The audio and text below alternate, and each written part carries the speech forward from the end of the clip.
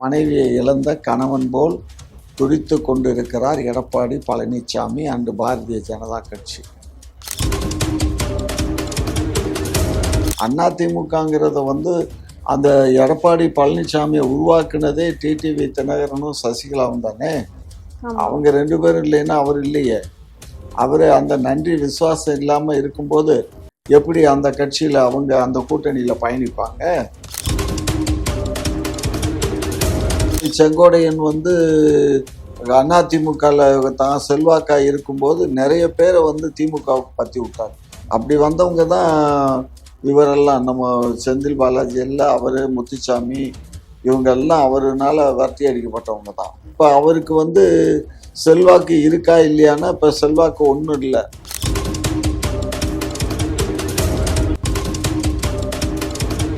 அதிமுக ஏற்கனவே ஒன்றும் இல்லாமல் போயிடுச்சு. அதனால தானே கூடாரம் காலி ஆகுது.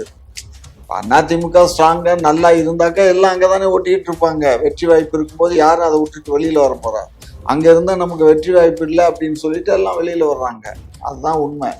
அன்புமணி ஒரு குற்றச்சாட்டை வச்சிருக்காரு. அதாவது திமுக அரசு 364 வாக்குறுதியை நிறைவேற்றி இருக்கிறதா சொல்றாங்க 500 வாக்குறுதியில. ஆனா அவங்க வெறும் ஒரு 64 வாக்குறுதியை தான் நிறைவேற்றிருக்காங்க. அதற்கான வெள்ளை அறிக்கை கூட வெளியிடாம ஓடி ஒளிஞ்சுக்கிறாங்க அப்படின்னு சொல்லியிருக்காரு. அவங்க அப்பா பிள்ளைகிட்ட இருக்க பஞ்சாயத்தை தீர்த்துட்டு வர சொல்லு.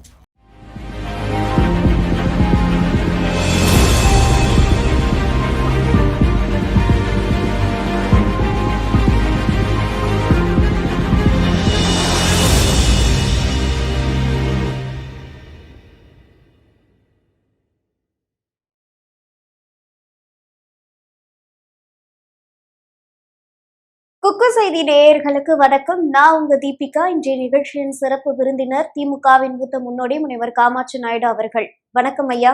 வணக்கம் ஐயா. இப்ப பாத்தீங்க அப்படின்னா பாஜகவில இருந்து டிடிவி தினகரன் அவர்கள் வெளியேறி இருக்காரு. நீங்க இதை எப்படி பாக்குறீங்க? வெளியேறிட்டேன்னு சொல்லிட்டாரா? சொல்லிட்டாரு. ஒரு திருமண நிகழ்ச்சிக்கு போயிருக்காரு. அதுக்கப்புறம் செய்தியாளரை சந்திக்கும் போது இந்த மாதிரி அறிவிச்சிருக்காரு. பாஜகவில இருந்து அம்மா மக்கள் முன்னேற்ற கழகம் வெளியேறுது அப்படின்னு சொல்லியிருக்காரு. ஓஹோ. ஓபிஎஸ் தான் ஏற்கனவே வெளியில போனாரு. இப்ப இவரும் போறாரு. அடுத்து வேற யார் இருக்கா அவங்க இதுல கூட்டணியில? வேற யாரும் இருக்க மாதிரி தெரியலையே. எந்த கூட்டணியில கேக்குறீங்க? அதிமுக பாஜக அதிமுக கூட்டணியில இவங்க இவர் தான் இதா இருந்தாரு டிடிவி. இப்ப டிடிவியே இல்லைன்னு சொன்னாக்கா கட்சி ரொம்ப வீக் ஆயிடுமேம்மா. ஓ, அம்மா மக்கள் முன்னேற்ற கழகம் வெளியேறதுனால பாஜக பின்னடைவை சந்திக்கும் சொல்றீங்க? ஆமாடா. அவரு போன நாடாளுமன்ற தேர்தலில் அந்த தேனி தொகுதியில 2வது ஓட்டு வாங்கினாருமா. 3வது தான் அதிமுகவே வந்துச்சு. அது தெரியுமா உங்களுக்கு? பார்க்கல? கேள்விப்பட்டிருக்கேன். அப்போ எல்லா தொகுதிகள்லையும் அவங்களுக்கு ஒரு இருக்கு, தாராளமாக ஒரு 2-2.5% வாக்குகள் இருக்கு. அப்போ அந்த 2% வாக்குகள் அங்கே குறையத்தானே செய்யும். அது மட்டும் இல்லை, இவங்க அதை விட்டு வந்துட்டான உடனே அது ரொம்ப வீக்காக ஆயிடுவாங்கல்ல. இப்போ கணவன் மனைவி இருக்காங்க. கணவனை விட்டுட்டு மனைவி போனான்னா கணவனுக்கு என்ன வேல்யூஷன் இருக்கும்? மரியாதை இருக்குமா? இருக்காது. கண்டிப்பா. அது மாதிரி ஆயிப்போச்சு. இப்போ மனைவியை இழந்த கணவன் போல் துடித்து கொண்டிருக்கிறார் எடப்பாடி பழனிசாமி அண்டு பாரதிய ஜனதா கட்சி. டிடிவி தினகரன் இந்த முடிவை எடுத்திருக்காரு. இந்த திடீர் முடிவுக்கான காரணம் என்னவா இருக்கும் நினைக்கிறீங்க? இல்ல, போன தடவை அவங்க கூட்டணியில இருந்ததுக்கு காரணம் என்னன்னா அப்ப அதிமுக இல்லை. ஸோ அதனால இவங்க அந்த கூட்டணியில இருந்தாங்க. இப்போ அதிமுக அந்த கூட்டணிக்கு வந்துருச்சு. அதனால இவங்க வெளியில வர்றாங்க. அதிமுகங்கிறத அந்த எடப்பாடி பழனிசாமியை உருவாக்குனதே டிடிவி தினகரனும் சசிகலாவும் தானே. அவங்க ரெண்டு பேரும் இல்லைன்னா அவர் இல்லையே. அவர் அந்த நன்றி விசுவாசம் இல்லாமல் இருக்கும்போது எப்படி அந்த கட்சியில் அவங்க அந்த கூட்டணியில் பயணிப்பாங்க? இப்போ எப்படின்னாலும் கூட்டணியில் வாக்கு சேகரிக்கும் போது நீங்கள் ரெட்டலைக்கும் ஓட்டு போடுங்கன்னு தானே கேட்டாகணும். கண்டிப்பாக கேட்டுதான். அப்புறம் அதாவது வளத்தகடா மார்பிலேயே பாஞ்சதுன்னு ஒரு கிராமப்புறங்களில் ஒரு பழமொழி சொல்லுவாங்க.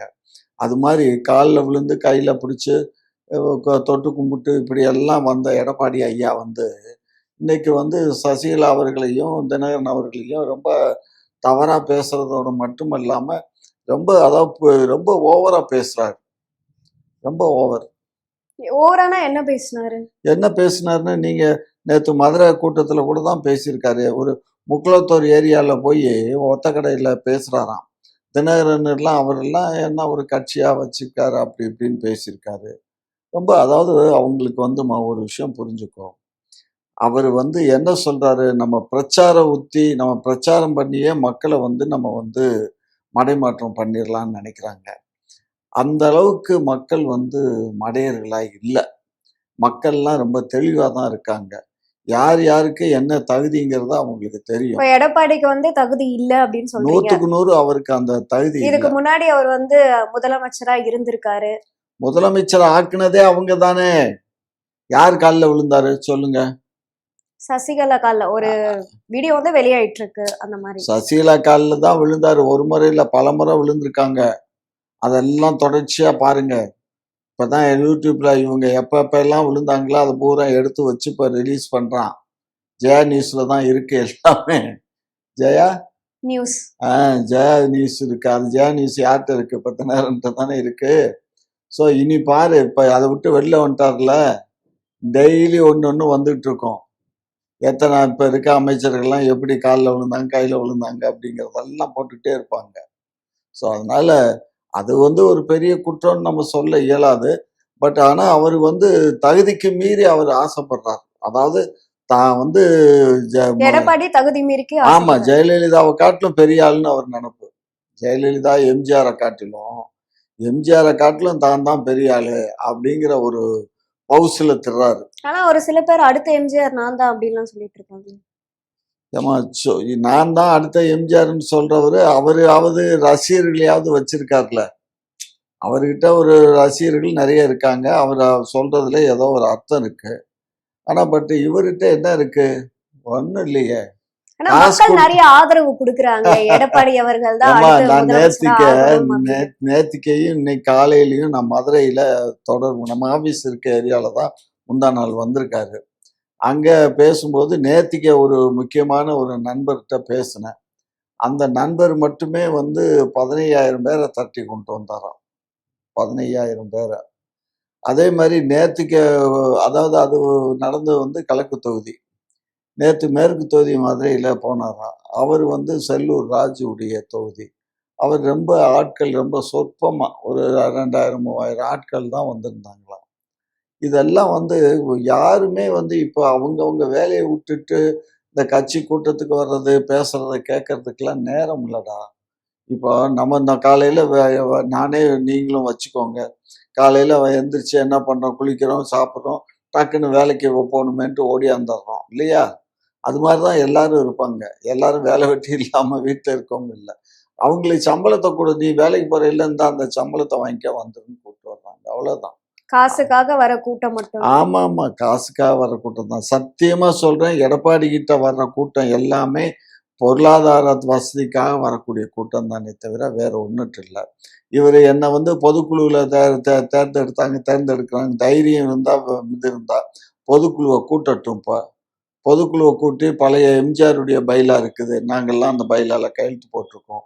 அந்த பைலா படி இவர் வந்து இப்போ தேர்தலை நடத்தட்டும். இவர் நடத்தக்கூடாது. இந்த தேர்தல் நடத்துறது ஒன்றும் நம்ம நீதிமன்றத்தின் சார்பாக ஹைகோர்ட்டு ரிட்டையர்டு ஜட்ஜஸ் இருக்காங்க, இல்லை ஒர்க்கிங் ஜட்ஜஸ் கிட்ட கூட கேட்டால் அவங்களே வந்து நடத்தி கொடுப்பாங்க. அவங்கள நடத்தி சொல்லுங்க பார்ப்போம். எக்காலத்திலும் இவர் ஜெயிக்க முடியாது. ஆனா நிறைய மூத்த தலைவர்கள்லாம் வந்து எடப்பாடி அவர்களுக்கு கூட தான் வந்து சப்போர்ட்டா இருக்காங்க. அவருக்கு தான் வந்து சப்போர்ட் பண்றாங்க. மூத்த தலைவர்கள் தான் யாருமா? இப்ப இவர் தாம்மா. அதுங்க அங்க இருக்க கூட்டங்கள்லயே ஒரு ரொம்ப நாங்கள்லாம் எனக்கு பின்னாடி தான் வந்தாரு. பட் ஆனா செங்கோடையன்.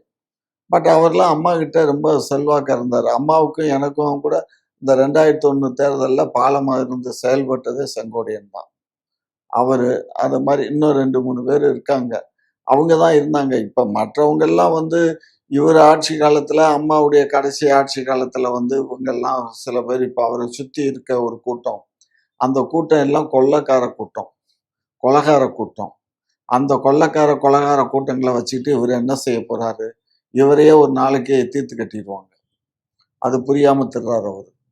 இப்ப டிடிவி தினகரன் அவர்கள் வந்து எந்த கட்சிக்கு போறதுக்கான வாய்ப்புகள் இருக்கு? ஒரு பக்கம் வந்து தமிழக வெற்றி கழகத்துக்கு போறதுக்கு நிறைய வாய்ப்பு இருக்கு அப்படின்னு வந்து சொல்றாங்க. ஏன்னா வந்து அவர் கூட வந்து பேசியிருந்தாரு. இந்த மாதிரி வந்து தமிழக வெற்றி கழகத்துல வந்து ஒரு அணி வந்து இணையும் அப்படின்னு சொல்லியிருந்தாரு. அந்த அணி இந்த அணியா இருக்கும்னு நினைக்கிறீங்களா? ஓ, அந்த அணியில் இந்த அணியில. ஓஹோ. ஏன்னா ஒரு அணி இணையும் அப்படின்னு வந்து சொல்லிதான் அவர் சொல்லியிருந்தாரு. தமிழக வெற்றி கழகத்துல 2026ல கண்டிப்பா ஒரு அணியோட தான் அவங்க போட்டி போடுவாங்க அப்படின்னு. இப்ப இவரு பாஜகல இருந்து வெளியே வந்திருக்காரு. அவரு இவங்க அணியா தான் அந்த அணியா சொல்லியிருக்காரா அப்படின்னு கேக்குறேன் நான். இருக்கலாம்பா, நம்ம வந்து எதையும் மறுக்க. நான் அது வந்து இன்றைய அரசியல் சூழ்நிலையில தனிச்சு இப்ப வந்து அதிமுக பாரதிய ஜனதா கட்சிக்கு கிடைக்கிற வாக்கை காட்டிலும் திரு விஜய் அப்புறம் இவரு நம்ம டிடிவி இவங்க 2 பேரும், ஓபிஎஸ் அப்புறம் நம்ம இந்த அம்மா சசி அம்மா இவங்க எல்லாம் சேர்ந்து நின்றாங்கன்னு வச்சுக்கோங்க. அப்புறம் அதுக்கப்புறம் இன்னும் கொஞ்சம் பேர் இருக்காங்க, ஜாதி கட்சி லெட்டர்பேட் கட்சி எல்லாம் இருக்கு. இவங்கெல்லாம் உள்ள போனாங்கன்னு வச்சுக்கோங்க, ஒரு கூட்டம் இருக்கும்ல. கண்டிப்பா இருக்கும். அப்ப அது இருக்கும்போது இப்ப எல்லாமே எப்படி போனாலும் அவருக்கு ஒரு 6-8% வரும். இவங்க எல்லாம் போனாக்க ஒரு 10-12% ஓட்டு வாங்குறதுக்கு சான்சஸ் இருக்குல்ல. இருக்கு. அதையும் சொல்ல முடியாது. ஏன்னா மக்கள் நல கூட்டணின்னு ஒண்ணு ஆரம்பிச்சாரு. விஜயகாந்த் தலைமையில ஒரு கூட்டணி அமைஞ்சிச்சு. எல்லா பெரிய பெரிய கட்சி எல்லாம் தான் போய் இருந்தாங்க. ஆனா 2.5% வாக்குக்கு தான் வாங்கினாங்க மொத்தத்துக்கே. ஸோ அதனால எது எப்படி இருக்குன்னு நம்மளால சொல்ல இயலாதுடா. ஏன்னா மக்கள் வந்து ஒண்ணுல பழகி போயிட்டாங்க. இப்போ அதிமுகவா திமுகவா அப்படின்னு தான் இருந்தது ஜெயலலிதா எம்ஜிஆர் பீரியடில். இப்போ இவர் வந்தது பின்னாடி அதிமுகவா திமுகவான்னு கேட்டா திமுகவுக்கு கண்ணு கட்டின தூரத்துக்கு நாங்க எதிரியே இல்லைன்னு நினைச்சிட்டு இருக்கோம். அப்படி இவர் குடைச்சல் கொடுக்குற மாதிரி இப்ப காசு பணங்களை செலவு பண்ணி இந்த மக்கள்கள் எல்லாம் கொண்டுட்டு வா வைக்கிறா. இதுல எனக்கு என்னன்னா, அங்க மக்களை கூட்டிட்டு வரக்கூடிய ஒன்றிய செயலாளர்களை தான் பொறுப்பாளராக நியமிக்கிறாங்க வெளி மாவட்டங்கள்ல. உள் மாவட்டங்கள்ல அந்த நகர் செயலாளர் தலைமையில கூட்டங்கள் கூட்டுறாங்க. யாரெல்லாம் முன்னாள் எம்எல்ஏவுக்கு நின்றாங்களோ இப்ப பிரசன்ட்ல எம்எல்ஏவா இருக்காங்களோ அவங்கள்ட்ட பணத்தை கொடுத்து தான் அந்த வேலை நடக்குது. ஏற்கனவே இவருக்கு வந்து நம்ம முதலமைச்சரா பொறுப்பேற்கும் போது ப்ராமிஸ் பண்ணி தான் ஒவ்வொரு எம்எல்ஏவுக்கும் ப்ராமிஸ் பண்ணாரு. 5 சி கொடுக்கறதா ப்ராமிஸ் பண்ணி 2 சி முன்னாடியே கொடுத்தது பின்னாடி தான் எல்லாம் ஆதரவு தெரிவிச்சாங்க. அதுக்கப்புறம் இவர் தேர்ந்தெடுக்கப்பட்ட பின்னாடி 3 சி ஸ்பைசல் பண்ணாங்க அப்படின்னு கேள்விப்பட்டோம். நம்ம கண்ணார பார்க்கல, கேள்விப்பட்டோம். ஆனால் அது உண்மைதாங்கிறது எனக்கு எக்ஸ் எம்எல்ஏக்கள்லாம் என்கிட்ட சொன்னாங்க. அது வரப்போய் தான் சார் நாங்கள் ஏதோ கஞ்சி குடிச்சிட்டு இருக்கோங்கிற மாதிரி பேசினாங்க. அதனால அவங்களுக்கு ஒரு விசுவாசம் இருக்கும்ல. அந்த 234 தொகுதியில் நின்ற எம்எல்ஏக்கள், அதில் ஜெயிச்ச எம்எல்ஏக்கள், இவங்களுக்கெல்லாம் ஒரு விசுவாசம். அந்த விசுவாசத்தில் இவருக்கு எடப்பாடிக்கு ஒர்க் பண்ணுறாங்க. எப்படியாவது மீண்டும் அவர் ஆட்சிக்கு வந்தால் நமக்கு சம்பாதிக்க விடுவார், நம்மளும் சம்பாரிச்சு சந்தோஷமாக வாழலாம். 2வது இவங்க கேண்டிடேட்டாக நிற்கும் போதே செலவுக்கு ஒரு பெரிய பணம் கொடுக்க போகிறாரு. அதெல்லாம் வச்சா பாதியை கொடுத்தா பாதியை எடுத்துக்கிடலாம். அந்த ஆர்வத்திலையும் இப்ப நிறைய பேர். எலெக்ஷன் டைம்ல திமுக தான் ஒவ்வொரு தொகுதிக்கும் வந்து ஒரு 5 கோடிக்கு மேல வந்து செலவு பண்றதா சொல்றாங்களே. ஏமா இதெல்லாம் தவறான தகவல்டா கண்ணு. எடப்பாடிகிட்ட வந்து இது நான் சொல்லலை. எடப்பாடி கட்சியை சேர்ந்தவங்க, அவங்க தொண்டர்களே, அவங்க எக்ஸ் எம்எல்ஏக்கள்லாம் என்கிட்ட சொன்ன வார்த்தைகள் தான். சரியா? இப்ப திமுகல வந்து கொடுக்குறாங்கன்னா கொடுக்கலாம், கொடுக்காமலும் இருக்கலாம். அது நமக்கு எனக்கு தெரியாது. கொடுக்கலான்றது உண்மை. அது எனக்கு என்கிட்ட யாரும் சொல்லல. ஏன்னா வெளியே சொல்லிக்கிறாங்க அந்த மாதிரி ஒரு தொகுதிக்கு 5 கோடிக்கு மேல அப்படியா இருக்கலாம். 5 கோடி எல்லாம் பத்தாதுடா. அப்படி பணம் கொடுக்கறதா 5 கோடியை வச்சு என்ன செய்யறது? கடல்ல பெருங்காயத்தை கரைச்ச மாதிரி ஆயிடும். இப்போ குறைஞ்சபட்சம் 25 கோடியாவது செலவாகும். அப்ப 25 கோடி கொடுக்குறீங்க திமுக? நான் எங்க இப்ப சொன்னா 5 கோடி பத்தாதுன்னு சொன்னீங்களே. மக்களுக்கு பணம் கொடுத்தாக்க, ஓட்டுக்கு பணம் கொடுத்தா எப்படி பத்தும்? 5 கோடி 25 கோடி இல்ல கொடுக்கணும். தேர்தல் கமிஷன் வேடிக்கையா பார்க்கும். அது எதிர்கட்சியில் இருக்கக்கூடிய பாரதிய ஜனதா கட்சி எங்களை விட்டு வைக்குமா? நீங்க தேர்தல் கமிஷன் அதுக்கு வந்து எலெக்ஷன் நடக்கும்போது இங்க இருக்க ஆட்கள் மட்டும் இல்ல, வெளி மாநிலங்கள்ல இருந்து கொண்டுட்டு வந்து இங்கே ஆளுகளை போட்டுடுவாங்க. ஐஏஎஸ் ஐபிஎஸ் போலீஸ் ஆஃபீஸர்ஸ் எல்லாம் இப்போ இருக்கவங்களை எல்லாம் அப்படியே தூக்கி மாற்றிடுவாங்க. ஸோ அந்த மாதிரியெல்லாம் நடக்கும். அதனால நாங்கள் வந்து இங்கே ஆளுங்கட்சியாக இருக்கணும், டெல்லியிலையும் ஆளுங்கட்சியாக இருந்தால் வேணால் ஏதாவது செய்ய இயலுமே தவிர டெல்லி ஆளுங்கட்சியை பாய்ச்சிட்டு எங்களால் எதுவும் ஒரு சின்ன காய் கூட நவுத்த இயலாது. எல்லாமே ஒன்றிய அரசினுடைய கண்ட்ரோலில் கட்டுப்பாட்டில் தான் நம்ம இருந்துகிட்டு இருக்கோம். அதனால நாங்கள் கொடுக்க முடியாது, அவங்க கொடுப்பாங்க. ஏன்னா அந்த அவங்க அளவுக்கு கரெக்டா இருக்காங்கன்னு சொல்றீங்க. அப்புறம் ஏன் ராகுல் காந்தி வந்து இந்த வாக்கு திருட்டு தொடர்பா வந்து வாக்கு திருட்டுங்கிறது வந்து டோட்டல், அது வந்து வேற. அதுக்கும் இதுக்கு என்ன சம்பந்தம்? வாக்கு திருட்டுங்கிறது அவரு திருட்டுன்னு அவரு பாஷையில சொல்றாரு. வாக்குகளை வந்து அடுத்தவங்க வாக்கை அவங்க திருடுறாங்க, அது ஒரு உண்மை. ரெண்டாவது, இல்லாத ஒண்ணு இருக்கிறதாக போக்கஸ் பண்ணி அவங்கள ஓட்டு போட வைக்கிறாங்க. அதாவது ரோடோரங்கள்ல இருக்கக்கூடிய கூலி வேலை போறவங்க, பிச்சை எடுக்கிறவங்க, இந்த மாதிரி ஆட்கள் எல்லாம் வந்து ஒரே அட்ரஸ்ல 400 500ன்னு பல்கா ரெஜிஸ்டர் பண்ணி அவங்களையெல்லாம் அழைச்சிட்டு போய் ஓட்டு போட வச்சு ஜெயிக்கிறாங்க. இதுதான் பாரதிய ஜனதா கட்சி செய்யக்கூடிய முக்கியமான வேலை. இந்த வேலையை தான் அவர் கண்டுபிடிச்சிட்டாரு. இவங்கெல்லாம் கிடையாது அப்படின்னு. இப்போ பீகார்ல நீக்கப்பட்ட செத்து போனாங்கன்னு சொன்னவங்களையெல்லாம் உயிரோட கொண்டு போய் நீதிமன்றத்தில் ஆஜர்படுத்தினாரு. இதெல்லாம் நடந்துச்சு இல்லையா? நீங்க படிச்சீங்கல்ல பேப்பர்ல. இப்போ இதுல இன்னொரு விஷயமா என்ன பாக்குறாங்க அப்படின்னா, இப்போ இவிஎம் மிஷினாலதான் வந்து இந்த வாக்கு திருட்டெல்லாம் நடக்குது அப்படின்ற ஒரு குற்றச்சாட்டுமே வந்து இருக்கு. நீங்க வந்து இந்த வாக்கு திருட்டுக்கு போராடுறதுக்கு பதிலா இவிஎம் மிஷினை வந்து ஒழிச்சிட்டு பழைய முறை, அதாவது எப்படி சீட்ல வந்து ஓட்டு போடுவாங்களோ அந்த முறையை கொண்டு வரணும்னு சொல்லி போராடலாமே அப்படின்ற ஒரு கேள்வியுமே எழும்புது. கண்ணா, 2 கட்டம் தான். இவி மிஷினை அதில் வந்து கள்ள ஓட்டு போட நேரடியாக வரமாட்டாங்க. அது வந்து மிஷினே ஓட்டு போட்டுக்கணும், கள்ள ஓட்டு. இப்போ நீங்கள் வந்து ஒரு பாரதிய ஜனதா கட்சிக்கு ஒரு இதோ அமுக்குனீங்கன்னா ஒரு 25 ஓட்டு போய் மொத்தமாக விழுந்துரும். சரியா? அது ஏதோ ஒரு ஊர் ஆனா எனக்கு இதுவுமே வாக்கு திருடுறாங்கன்னு தானே அர்த்தம். அதான் ஏதோ ஒரு ஊர், எனக்கு சரியா அந்த ஊர் பேர் ஞாபகம் இல்லை. அங்கே இருந்த மக்கள் தொகையை காட்டிலும் இவங்க அது வந்து கிட்டத்தட்ட 1500 ஓட்டு வந்து அதிகமாக இருந்திருக்கு. டோட்டல் வாக்காளர் லிஸ்ட் இருக்குல்ல, இவ்வளவுதான் வாக்காளர்னு. அந்த வாக்காளர்களை காட்டிலும் 1500 வாக்காளர்கள் அதிகமாக வாக்கு போட்டிருக்காங்க. எப்படி யோசிச்சு சொல்லுங்க. அப்ப அதை ஓட்டு திட்டு தானே. அது வந்து கைவந்த கலை. ஆர்எஸ்எஸ் இப்ப இது பாரதிய ஜனதா கட்சிக்கு ஒரு ஒரு அமைப்பிடம், அதனுடைய தாய் கழகம் தான் வந்து ஆர்எஸ்எஸ். ஆர்எஸ்எஸ் பண்ற வேலைகள்லாம் திருடு தத்தம் பண்ணும், வெளியில தெரியாம அவங்க எல்லா வேலையும் அவங்க தான் பண்ணுவாங்க. பிரச்சாரம் பிரச்சாரக்காரன்னு ஒரு போஸ்ட் கொடுப்பாங்க, அவங்களுக்கு கீழே ஒரு குரூப் இருப்பாங்க. இது அவங்கெல்லாம் பெய்டு சர்வெண்ட். யாருக்கு? ஆர்எஸ்எஸ்க்கு பெய்டு சர்வெண்ட். ஒரு நாமினல் சேலரி அவங்களுக்கு இருக்கும். அவங்க தேசத்துக்காக காப்பாத்துறதுக்காக வேலை செய்யறோம்னு நினைச்சுக்கிட்டு அவங்க பண்ற வேலைகள் தான் இது பூராமே. இப்போ இன்னொரு விஷயம் என்ன அப்படின்னு பாத்தீங்கன்னா, செங்கோட்டையன் அவர்கள் வந்து 5ஆம் தேதி மனம் திறந்து பேச போறேன் அப்படின்னு வந்து சொல்லிட்டு இருக்காரு. இப்போ அவர் வச்சு ஒரு பயங்கரமான ஒரு அரசியல் போயிட்டு இருக்கு. அதிமுகவுல இருந்து வெளியே வர போறாரு, திமுகவுல இணைய போறாரு அப்படின்னு ஒரு பக்கம் சொல்லிட்டு இருக்காங்க. அதெல்லாம் கிடையாது, அதிமுகவுல இருக்க பிரச்சனையை தீர்க்கறதுக்காக ஒரு சொல்யூஷன் கொடுக்க போறாரு அப்படின்லாம் பேசிட்டு இருக்காங்க. இது உங்களோட பார்வையில எப்படி இருக்கு? ஏமா, செங்கோடையன் வந்து ஒரு நல்ல மனிதர் அப்படின்னு சொல்லலாம், அதில் ஒன்றும் மாற்று கருத்து இல்லை. இப்போ சென்ற முறை வந்து பள்ளி கல்வியினுடைய அமைச்சராக இருந்தார். இப்போ இவர் இருக்கார் இல்லையா, பொய்யாமொழி இருக்கார் இல்லையா, அன்பில் மகேஷ் பொய்யாமொழி, அந்த போஸ்டில் அவர் இருந்தார்.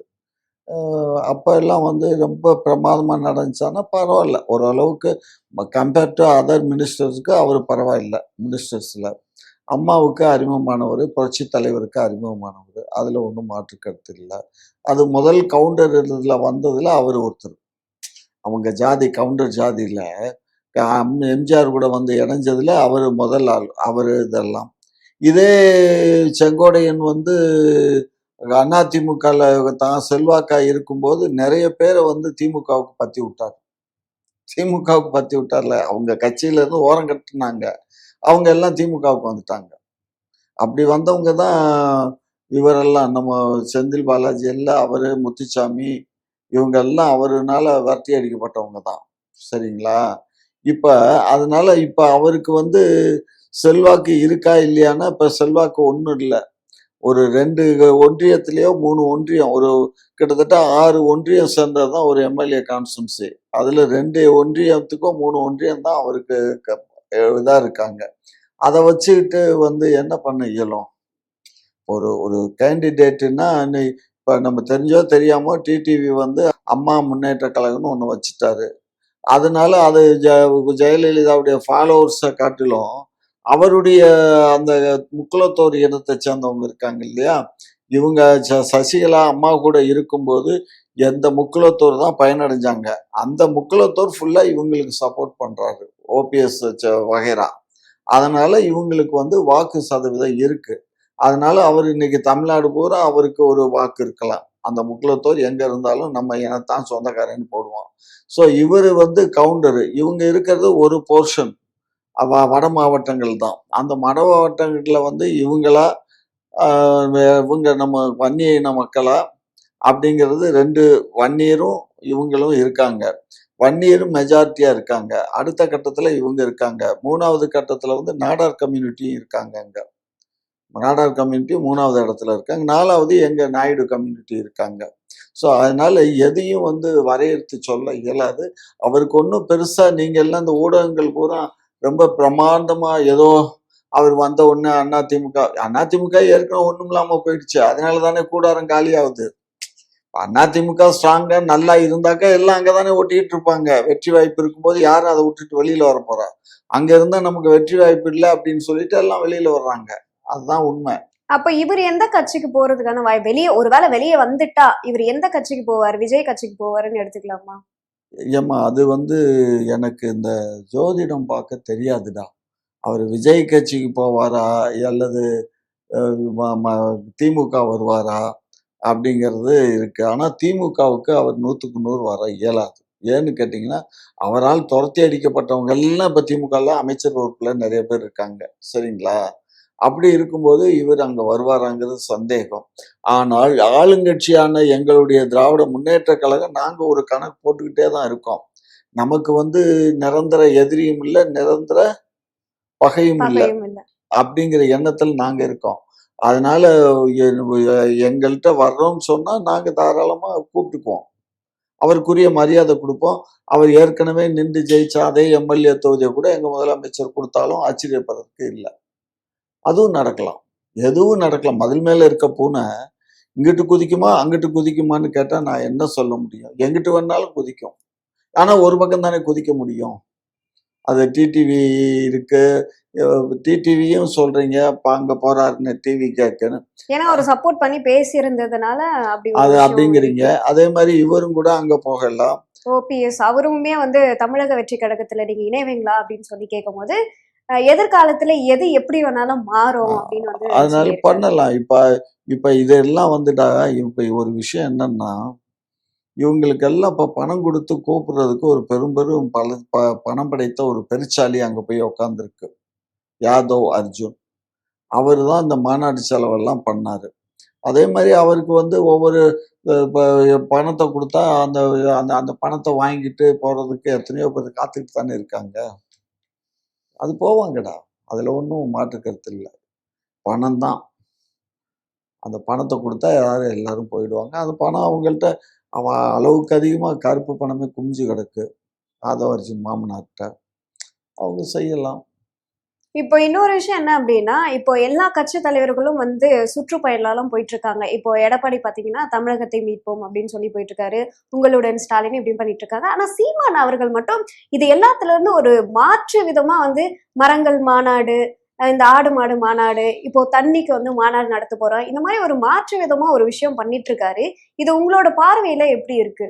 இல்ல நான் வந்து திரு சீமான் அவர்களை பாராட்டுறேன். ஏன்னா அவருக்கு வந்து ஒரு பழமொழி சொல்லுவோம். அதாவது கொக்கு தலையில வெண்ணெயை வச்சு கொக்கை பிடிக்கிறதுங்கிறது ஒரு விதம். இன்னொரு விதம், கொக்கை பார்த்த உடனே துப்பாக்கி எடுத்து டப்புன்னு ஒரு ஷூட் பண்ணி அந்த கொக்கை சுட்டு எடுத்துட்டு வர்றதுங்கிறது ஒரு விதம். அவர் பண்றது வந்து கொக்கு தலையில வெண்ணெயை வச்சு பிடிக்கணும், உயிரோட பிடிக்கணும்னு நினைக்கிறாரு. மற்றவங்க என்ன நினைக்கிறாங்க, அது செத்தாலும் பரவாயில்ல, அதை சுட்டாவது அதை தூக்கி வறுத்து தின்னணும்னு நினைக்கிறாங்க. இதுதான் வித்தியாசம். இதுக்கு இதை வந்து நம்ம எப்படி எடுத்துக்கலாம் இந்த மாநாட்டெல்லாம்?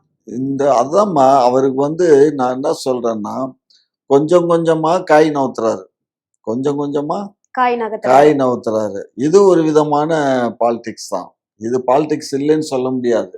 இதுவரை யாருமே இந்த மாதிரி பாலிடிக்ஸ் பண்ணிருக்காங்களா? இல்ல இல்ல. இல்ல இவர் தானே புதுசா மக்களோட பண்றாரு. பார்வை வந்து ஒரு பக்கம் திரும்பணும்ன்றதுக்காக வித்தியாசமா ஏதாவது ஒண்ணு பண்ணணும். வித்தியாசமா ஏதாவது அதுக்கு வந்து பண்ணணும். இந்த விஷயங்கள்லாம் கையில ஆமா, எடுத்திருக்காரு. அதுதான் உண்மை. அதுதான் உண்மை. அது வந்து கொக்கு தலையில வெண்ணெயை வச்சு கொக்க பிடிக்கிற கதைக்கு ஒப்பானது.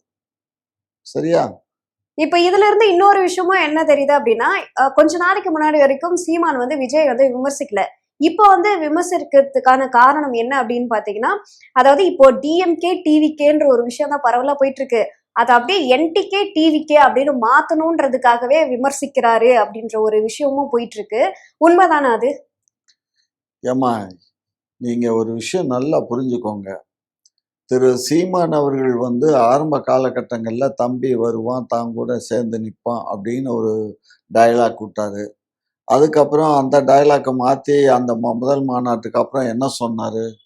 நடுரோட்டில் நிற்காதரா, லாரி ஏறி செத்து போயிடுவேன்னு சொன்னார்.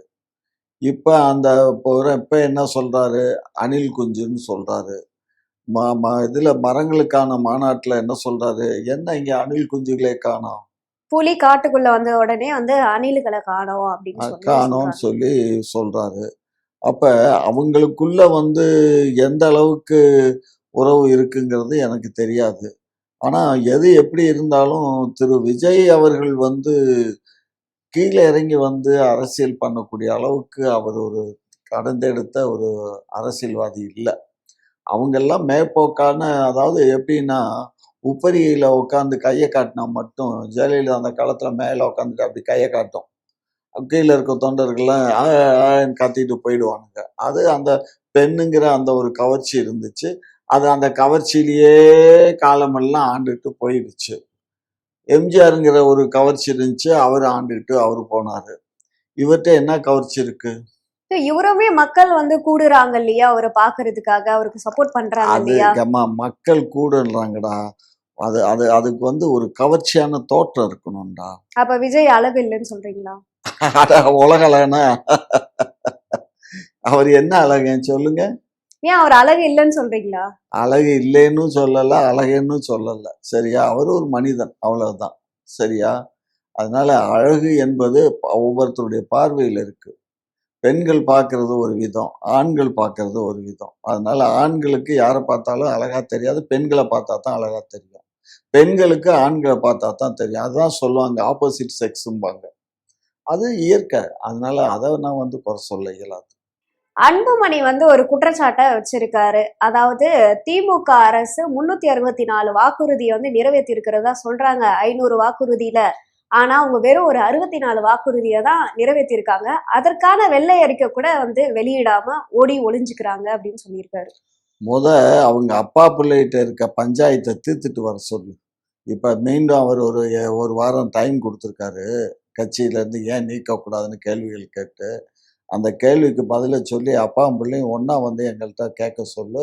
அது அப்பா மகன் பிரச்சனை வந்து வேற. ஆனா இவங்க அரசியல் ரீதியா இப்போ ஒரு விஷயம் வந்து கேட்டிருக்காரு. அரசியல் ரீதியா தான் கேட்கிறாரு. அரசியல் ரீதியா இவர் யாரு, இவர் அப்பா யாரு? அப்பா நிறுவனர், இவர் தலைவர்னாங்க. தலைவர் பீரியட் முடிஞ்சு போச்சு, நான் தான் தலைவர், நான் தான் நிறுவனர், நான் தான் அவர் சொல்றாரு.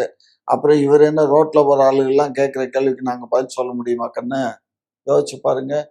அதை நீ கேட்டடா வரட்டும். ஆனா இவர் மட்டும் கேட்கல, நிறைய பேர் சீமான் கூட வந்து வெள்ளை அறிக்கை விடுங்கன்னு வெள்ளை அறிக்கைன்னா வெள்ளை பேப்பரை டைப் பண்ணி கையில கொடுத்தா போதுமா? அதான் வெள்ளை அறிக்கை. வெள்ளை அறிக்கைன்னா என்ன? வெள்ளை பேப்பர்ல டைப் பண்ணி கொடுக்கணும். அதை கொடுத்துட்டா போச்சு. இல்ல, நீங்க இது வரைக்கும் என்ன பண்ணிருக்கீங்கன்றது ப்ரூஃபோட வந்து சாட்சியோட. ப்ரூஃப்னா என்ன? சாட்சி நீங்க பண்ணிருக்கீங்கன்னா கண்டிப்பா ப்ரூஃப் இருக்கும் இல்லையா? அந்த சாட்சியோட நாங்க கொண்டு வந்து காட்டுறோம் ஒவ்வொருத்தருக்கும். வாங்கய்யா எல்லாம் வந்து உட்காருங்க, உங்களுக்கு எல்லாம் நாங்க சாப்பாடு போட்டு எல்லாம் ப்ரூஃப் ரெடியா இருக்கு, கையில கொடுக்குறோம்னு சொல்லி கொடுத்தோம். நீங்க பண்ணீங்கன்னா காட்ட வேண்டியதானே அப்படின்ற ஒரு கேள்வி வரும். ஆமா, நாங்க பண்ணதுதான் பத்திரிக்கையில சொல்றோம், என்னென்னது செஞ்சிருக்கோம்னு சொல்றோம். அப்புறம் இதே மீறி நாங்க என்ன சொல்லணும்? அது எல்லாமே பொய்யான வாக்குறுதிகள். இதெல்லாம் நிறைவேற்றப்பட்டதா பொய்யான ஒரு வாக்குறுதி. ஏமா, எதிர்கட்சி எப்பயுமே இந்த மாதிரிதாம்மா குலைக்கும். சூரியனை பார்த்து குலைச்சிக்கிட்டே இருக்கும். அது பாட்டுக்கு அது குலைச்சிட்டு போகுதுன்னு தான் நாங்க இருப்போமே தவிர, ஐயையோ இது குலைக்குது, ஐயையோ இது குலைக்குதுன்னு சூரியன் இதை பார்த்து அலப்புறது இல்லை. சூரியன் இருக்கிற இடத்துல அது பாட்டுக்கு சேஃபா தான் இருக்கும். இது என்னமோ சொல்லுவானே, மலையேறி வைகுண்டம் போனாலும் அப்போ சூரியனையோ சந்திரனையோ பிடிக்க இயலாது. ஒரு முட்டா பையன் சொல்கிறான், சந்திர மண்டலத்துக்கு இப்போ இவங்க என்ன இப்போ சந்திர மண்டலத்துக்கு போனாங்க, அந்த காலத்துல எங்கள் ஆஞ்சநேயர் சந்திரனை போய் தூக்கிட்டு வந்தாருங்கிறேன். நம்ம என்னது சொல்றது? இவ்வளோ அறிவியல் உலகத்தில் இப்படி முட்டாள்களும் நாட்டில் இருக்கானுங்க. எடப்பாடி அவர்களும் அண்ணாமலை அவர்களும் இப்போ லைட்டா கொஞ்சம் நெருக்கம் காட்டுற மாதிரி இருக்கே, இது நீங்க எப்படி பாக்குறீங்க? இந்த மூப்பனார் நினைவு நாள் விழால கூட ஒரே மேடையில இருந்திருக்காங்க. ஏன் அவங்க 2 பேரும் ஒரே சாதிக்காரவங்க, தூரத்துல சொந்தக்காரவங்க, அப்புறம் அவங்க இணைஞ்சு இருந்தா என்ன ஏன்னா தப்பு? அண்ணாமலை அவர்கள் மாநில தலைவரா இருக்கும் போது இவர் இருந்தா அதிமுக வந்து உங்களோட இணையாதுன்னு பிஜேபி கிட்ட சொல்லிதான் அவரை வெளியேற்றி கூட்டணி வச்சதெல்லாம் வந்து நம்ம விஷயம் பார்த்துட்டு இருந்தோம். இப்படி ஒரு விஷயத்த பேசின ஒருத்தர் இப்போ ஒரே மேடையில ஒன்னா இருக்காங்க அப்படின்றது அரசியல் வட்டாரத்துல ஒரு அவர் ஆச்சரியத்தை தலைவரா ஏற்படுத்தி. இருக்கக்கூடாதுங்கிறது தான் அவங்க அஜெண்டா. அவர் என்ன பண்ணாரு, இங்க கூட்டணி அமைஞ்சா என் தலைமையில கூட்டணி, அதாவது பாரதிய ஜனதா கட்சி தலைமையில கூட்டணி அமையும்னு இவரு சொன்னாரு. யார் சொன்னா? அண்ணாமலை வந்து அண்ணாமலை சொன்னாரு. அவரு அவங்க கட்சியை வளர்க்கறதுக்கு அவர் சொன்னாரு. பட் இவர் என்ன சொல்றாரு, இவர் வந்து நாங்க வந்து தான் கூட்டணிக்கு தலைமை தாங்குவோம், எங்க தலைமையில தான் கூட்டணி அப்படின்னு சொன்னாங்க. அதை அவர் ஏத்துக்கிடல. ஆகையினால அவர் கட்சியை அது பீரியட் டேர்ன் ஓவரும் முடிஞ்சு 3 இயர்ஸ் முடிஞ்ச உடனே அவரை மாத்திட்டு இப்போ ஆமாஞ்சாமி போடக்கூடிய ஒரு நண்பரை கொண்டுட்டு வந்து தலைவரை வச்சுட்டாங்க. அவங்க இஷ்டத்துக்கு ஆடுறாங்க, அவ்வளவுதான். இப்போ 2026 வந்து அண்ணாமலை அவர்கள் போட்டியிடக்கூடாது அப்படின்ற மாதிரி ஒரு முடிவை மேலிடம் எடுத்திருக்கிறதா சொல்லியிருக்காங்க. ஸோ ஏன் எதுக்காக அப்படின்னு பார்த்தீங்கன்னா ஒரு மத்திய பதவியில வந்து அவருக்கு ஒரு உயர் பதவி கொடுக்கலாம் அப்படின்ற ஒரு முடிவு வந்து எடுத்ததா ஒரு தகவல் வெளியாகி இருக்கு. இதை எப்படி பாக்குறீங்க? இப்படியே சொல்லிடுவாங்கடா, 9 வள்ளியும் சொல்லிடுவாங்க. 2009 முடியுது டேர்ன் ஓவரு, அது வரையுமே பொறுப்பு கொடுப்பாங்க, முக்கியமான பொறுப்பு கொடுப்பாங்க. ஏன் இன்னொன்று தெரியுதா உனக்கு? 4வது ஆளா இவர் தான் இருக்காராம், அது பிரதமர் லிஸ்ட்ல. பிரதமர் லிஸ்ட்ல லிஸ்ட்ல அண்ணாமலை இருக்காரா? அண்ணாமலை இருக்காராம். ஸோ பிரதமர் ஆனாலும் ஆகலாம். இப்போ அண்ணாமலை பிரதமர் ஆயிடுவாருன்னு சொல்றீங்க? அப்படித்தானே சொல்றாங்க மக்கள். லிஸ்ட்ல இருக்காரு, லிஸ்ட்ல இருக்காருன்னு. நான் எங்க போய், நான் என்னை பொறுத்த மட்டும் அவர் ஹிட் லிஸ்ட்ல தான் இருப்பாருன்னு தான் என்னுடைய கேள்விக்கு பதில். உங்களோட நேரத்தை ஒதுக்கி பல்வேறு கேள்விக்கு விளக்கம் அளிச்சிருக்கீங்க, அதற்கு நன்றி. நன்றி.